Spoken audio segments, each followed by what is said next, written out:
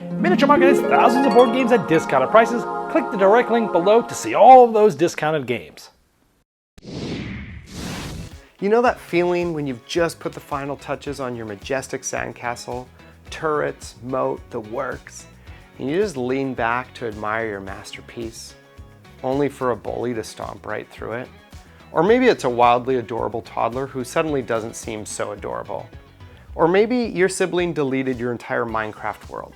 One of your kids obliterated the Lego Death Star you spent weeks building, or autosave failed you on that heartfelt project. Yeah, that feeling. Now imagine that, but it's your entire city. In the year 587 BCE, the tyrant king of Babylon, Nebuchadnezzar II, laid siege to Jerusalem for over a year. The result? The city was razed, its temple destroyed, its walls torn down, and the people, they were brutally exiled. But probably exactly the same as your Minecraft world getting wiped. Am I right? Today we're talking about Ezra and Nehemiah, a strategic card management, worker placement, and engine building game by Shem Phillips and S.J. McDonald. You didn't know rebuilding Solomon's temple in ancient Jerusalem was something you'd be into, and honestly, I get it. Bricklaying, scribing laws, wrangling priests, it's not exactly beach vacation material, at least not for normal people. But once you sit down with Ezra and Nehemiah, restoring a city, crafting scrolls, and managing sacred cows might convert you faster than Ezra himself. Ezra and Nehemiah is a game for 1 to 4 players and will likely run you around 2 hours or so. Let's hop over to the table where I'll give you a general overview of how the game works, and I'll see you at the end for some final thoughts.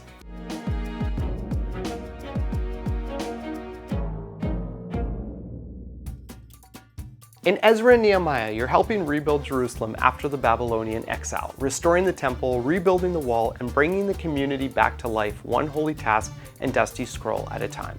Although the ancient story of Ezra and Nehemiah and Zerubbabel spanned nearly a century, the game takes place over 3 rounds, each of which represents a week. Each week consists of 6-player turns, or days of work, and concludes with a day of Sabbath rest. It's not often that a game instructs you to take a nap, but I'll take it. Thank God for that. Literally. On your turn, you will play one of the character cards in your hand to your player board on either an empty space or a slot with only 1 card. No double piggybacks allowed. There's no way 7th century BCE Israeli labor laws would allow for that. Safety first. After playing a card, you will take a main action and may optionally take a number of free actions at any point. The 3 main actions are represented by the different colors of banners, red, gray, and blue, and the strength at which you will take this action is calculated by adding up all the banners of that color on your visible character cards, tucked cards, traders and elders, and scroll tiles. After all of this, your turn concludes by drawing a card to refresh your hand. Let's take a quick look at the banner actions. First off, the red banners are all about embracing the historic journey of Zerubbabel by working on the reconstruction of the dilapidated temple and stoking the fires of the altar. When taking a red banner action, you may assign exactly one of your workers to serve as a Levite.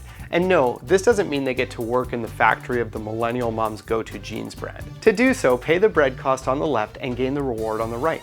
For each Levite you own, you may take a temple or an altar action. At the temple, place a resource on the leftmost open space of a row, spending the required red banners, and immediately gain the bonus shown on the right, and gain victory points relative to the resource you have placed.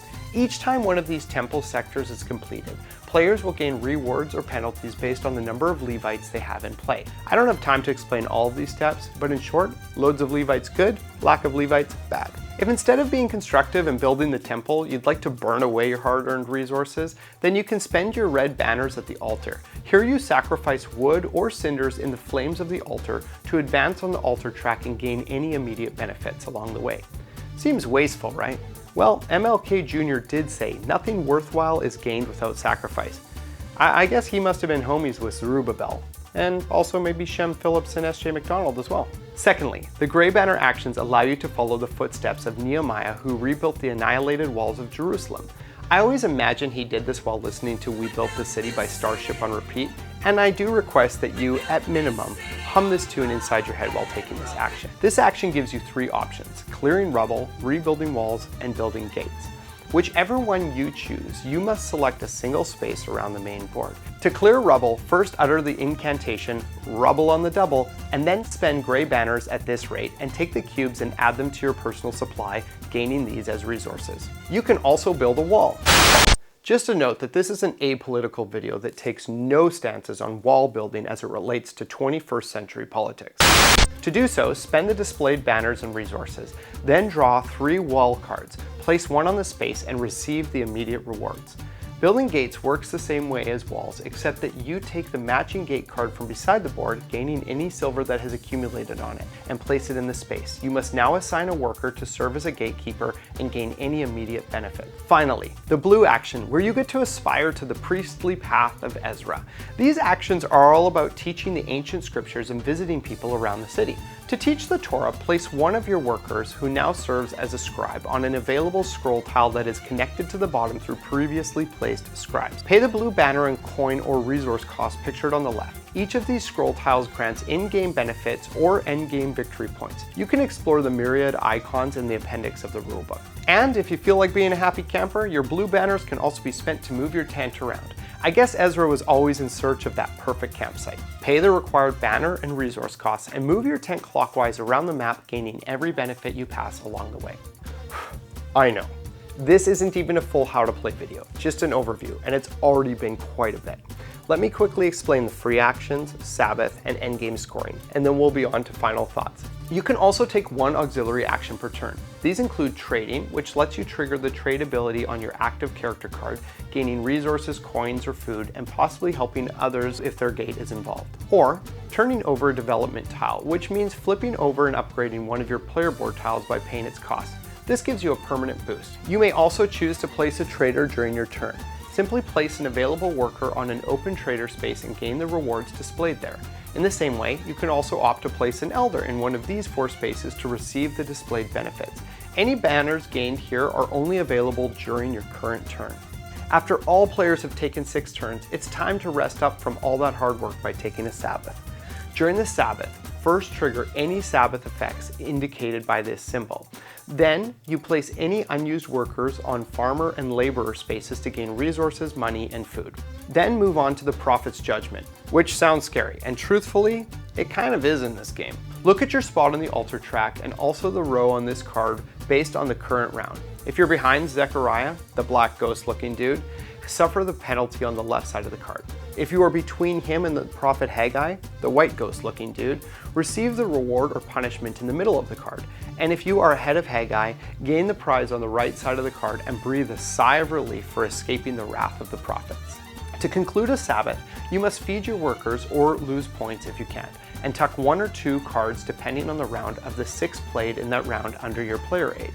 You immediately score all of your tuck cards based on the conditions displayed at the top. Also, the banners displayed by these cards now serve as permanent banners on future turns. If this is the end of the first or second round, you will reset for a new round to begin as explained on your player aid. If it is the end of the third and final round, you immediately move into endgame scoring to find out who is truly the greatest scholar of Old Testament Jewish law, or at least as good at math Euro games. Here's how you tally scores at the end. First, convert your resources to silver at the rate shown here, then gain the following victory points. 1 point per 5 silver you have, 2 points per development tile, 3 points if you are the altar leader, the total number of points printed on all your walls and gates, points based on the row that each of your scribes is in, and finally points rewarded from your scroll tiles in the top row. Whoever has the most points wins, and not only that, they are clearly the holiest of the people currently sitting at the table and should probably spend the next 6 days shaming the unrighteous losers. But then, after 6 days, probably give it a rest. So, is Ezra and Nehemiah a God-level game? Or is it about as thrilling as reading the genealogies in the Old Testament? Here are some pros and cons. Pros. First, the mechanics in this game are both intricate but also seamless and tight. I don't know how Garphill /Shem /SJ whoever is making it happen over there comes up with all this magic, but the card play mechanics with the various features on each card is so immersive and exciting. The passive banners, the sacrificing of cards for their scoring benefits, and the various trade options, it's so good. Secondly, while this is a thinky, fairly heavy Euro, it's not as soul-crushing and punishing as some. We've all felt the misery of not being able to feed our workers in a rough round of Agricola. In this game, through trading and other options, you're usually able to have something positive to do and feel like you're always moving forward. Third, the theme. I realize that this might be a con for some. However, whether you're into biblical history or not, this theme is brilliantly pulled off and integrated, probably better than most games in the last few years in my opinion. And the actions actually support the theme in an amazing fashion. Cons. This is tough because honestly, this game's incredible. But here's where it potentially might go awry for you. The rulebook is long. If you've played Paladins of the West Kingdom, which is the heaviest game from the West Kingdom series, the rules for this game are 4 pages longer than that. There are a lot of nuances, and I guarantee for at least the first game, if not the first few, you'll be needing to reference the rulebook quite a few times. And there's a decent chance you might get a minor rule or two wrong as well. And while the iconography is decent, it's not as quick to pick up as some games, so you'll probably have to hit up the appendix a fair amount. That being said, it's a very well written rulebook. Secondly, again, this is quite subjective. This is a Euro game where you're not targeting or attacking other players. That being said, especially at higher player counts, it is kind of hard to plan your actions between turns because there's a decent chance other players might get in your way. You might not mind this, but if you're the type of Euro gamer that doesn't want their toes stepped on, this might be a minor wrinkle for you. Those are such nitpicky potential cons because I always want to offer a balanced review. However, as you've already picked up on, I'm a massive fan of this game. Basically everything Garphill does is gold. I have a lot of designers I love and all of them inevitably make games that I'm pretty meh on, but I gotta say that Shem, SJ, and team are pretty dang consistent. This game seriously rules on so many levels. I would recommend this game to anyone who is into games like Teotihuacan, Great Western Trail, Lisboa, the Taverns of Tiefenthal, or pretty much any of the games put out by Garphill Games, maybe particularly Paladins of the West Kingdom. That being said, if you don't like the color beige or you're a passionate atheist, I'd probably skip this game. Thanks for joining me again for another board game review. It means the world to me that you would take the time. Now, after such a long review, I'm ahead for some Sabbath rest myself.